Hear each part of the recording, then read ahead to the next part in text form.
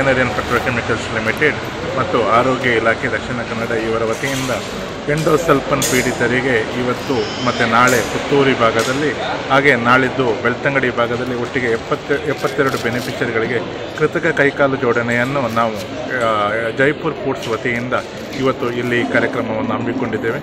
ಇವತ್ತು ಬೆನಿಫಿಷರಿಯನ್ನು ಕರೆದು ಅವರ ಮೆಜರ್ಮೆಂಟ್ಗಳನ್ನು ತೆಗೆದು ಸಂಜೆ ಒಳಗಡೆ ಅವರಿಗೆ ನಾವು ಕೃತಕ ಕೈಕಾಲು ಜೋಡಣೆಯನ್ನು ಜೈಪುರ್ ಮುಖಾಂತರ ವಿತರಿಸ್ತಾ ಇದ್ದೇವೆ.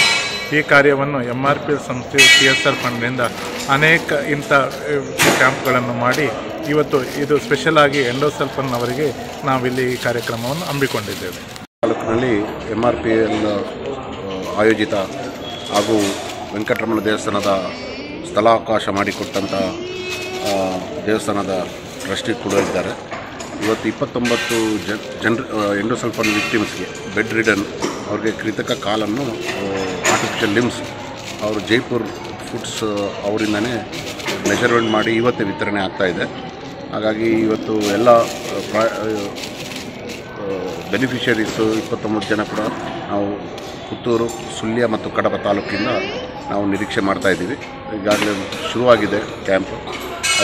ಇದಕ್ಕೆ ಸಹಯೋಗಿ ನಮಗೆ ಇದಕ್ಕೆ ಸಹಾಯ ಮಾಡಿದಂಥ ವಿಶ್ವೇಶ್ವರಯ್ಯ ಟ್ರಸ್ಟಿ, ನಮ್ಮ ವೆಂಕಟರಮಣ ದೇವಸ್ಥಾನ ಹಾಗೂ ಸ್ಟೀಫನ್ MRPLನಿಂದ CSR ಫಂಡ್ನಿಂದ ಆಯೋಜಿತರಾದಂಥ ಅವರು, ಹಾಗೆ ಸಾಜುದ್ದೀನ್ ಎಂಡೋಸಲ್ಫನ್ ಸೆಲ್ನಿಂದ ಎಲ್ಲರೂ ಸೇರಿ ಒಂದು ಒಳ್ಳೆಯ ಕಾರ್ಯಕ್ರಮ ಮಾಡಿದ್ದೀವಿ. ಯಶಸ್ವಿ ಆಗ್ತದೆ ಅಂತ ನನಗೆ ನಂಬಿಕೆ.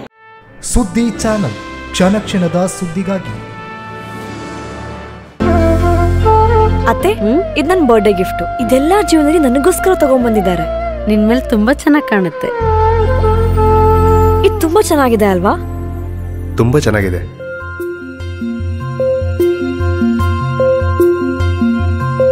It will look really good on you. Amma? Huh? Mother is always son's first love.